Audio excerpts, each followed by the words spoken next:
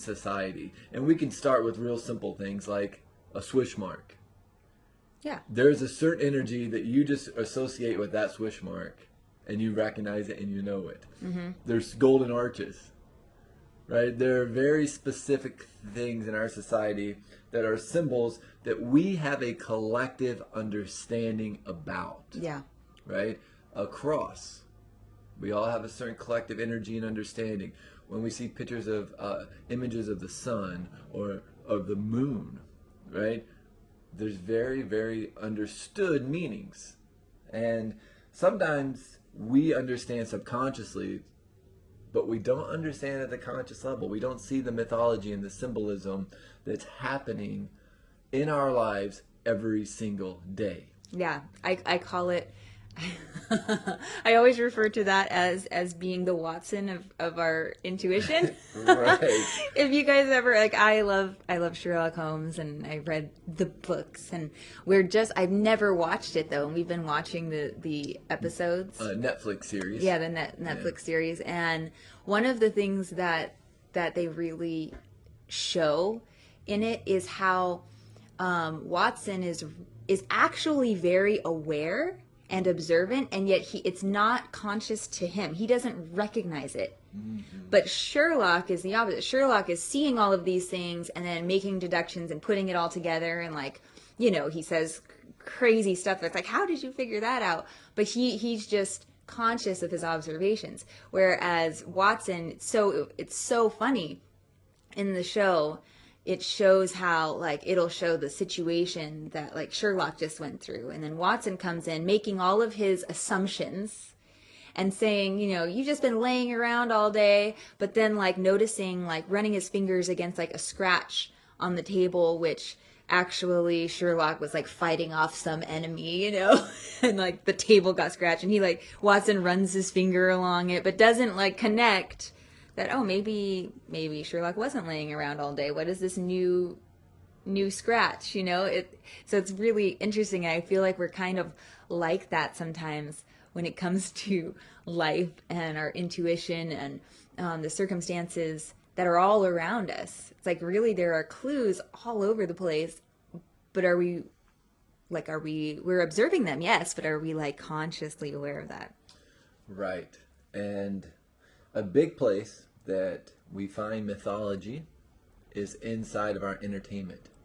Mm-hmm. Right? There's a big piece to entertainment that holds entertainment, as in movies, books, plays, hold a lot of symbolism and a lot of mythology inside of them. And this past weekend, Julie and I were talking as we were driving to pick up one of our best friends to go have dinner, and she shared some mythology, some symbolism that kind of became clear to her about one of her favorite plays. And so I thought it would be really cool today to allow her to share that with all of you, and see what sticks, what applies to your life, what doesn't. And this is cool because you're going to get to hear Julie get passionate about something a part of herself that she doesn't really share a lot. So, well, the whole realization around this story was the concept of I am. And Billy shared a really cool blog just this week on the idea of I am, whatever. His is specifically I am in pain. So I encourage you to read it. hawkandthehummingbird.com. It is up there in the blog area. And we'd been talking amongst ourselves, and we did a Facebook Live earlier, I guess a few weeks ago. I was going to say earlier in the month, but it's already April. And we were just talking about this idea of identity and who am I? And like I said, and always say, I mean, who am I? I don't know. You know, we say I am, like I am Julie Ariola, but that's not like who I am. That doesn't really offer a definition necessarily. And so I was really thinking about this concept of who am I, and identifying with anything, saying I am. And that maybe there's actually some danger in that. That as we become identified with things that are outside of us, we begin to really put a very big limitation on our experience of ourselves in the world. Because now when you say I am, like for me to say, like I might say, oh, I am a massage therapist, but I would prefer to say I do, or I practice massage therapy. That's how I serve my clients.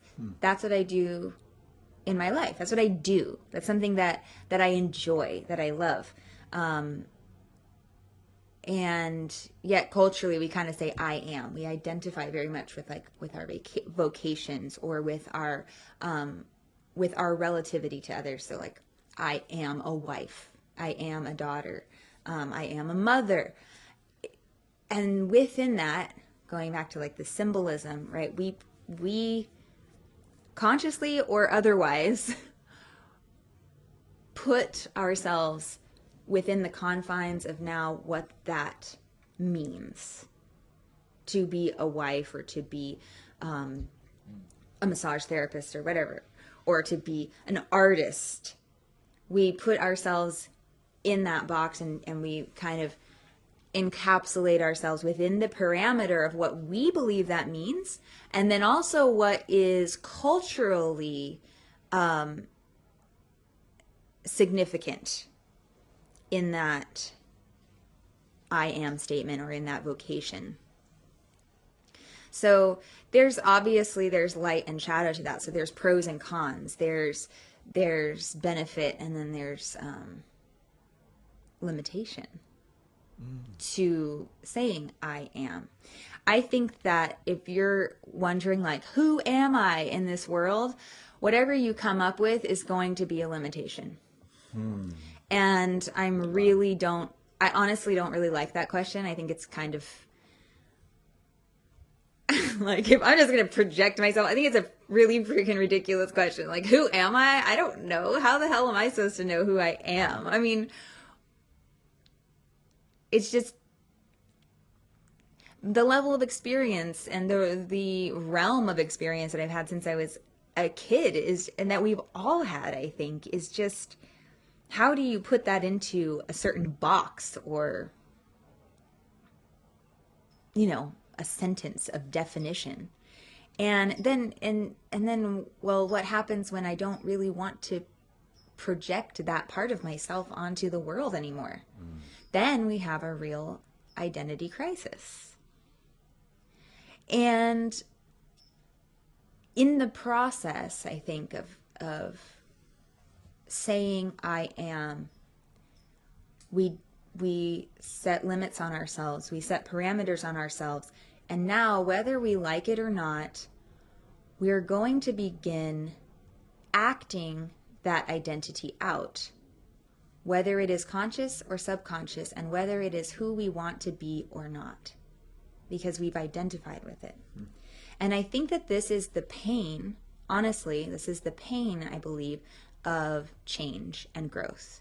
Is because we really do, whether we say the words I am or not, I think that it's our human tendency to become identified with our way of being and the way that we perceive ourselves to work in the world, whether we've named it or not. And in fact, I think there is a certain power of saying, oh wow, this is the identity I've been acting out, naming it. I am acting this way.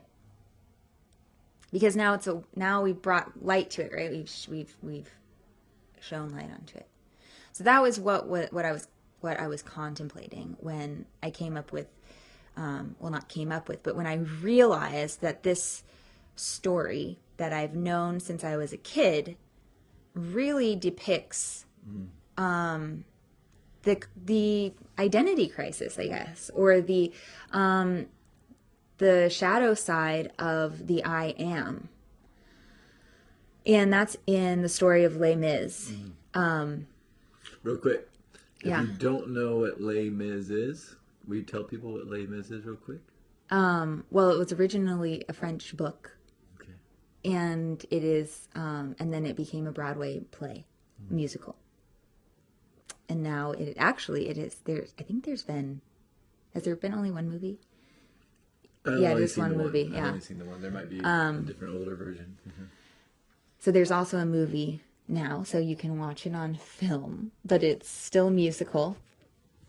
I know a lot of people don't like musicals, but it's amazing. It's amazing. I mean, I really love it.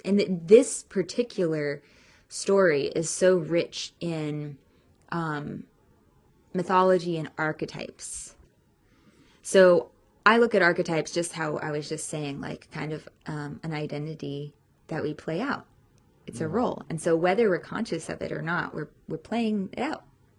Like we kind of get put into this, I guess, category, if you will, with certain energies that are associated with it, and we act it out. Most of the time, not most of the time, I think we all do a perfectly beautiful job of it. All day long. All day long, yeah.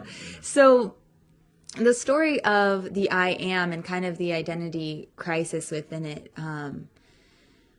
I really saw in Jean Valjean, there are many characters in the book and in the play, and many different archetypes being played out. It's so fascinating. But Jean Valjean is basically the primary character, and you could see him as kind of the journey of the soul. I think that he plays out different archetypes, but so I would just generally say it's the soul's journey.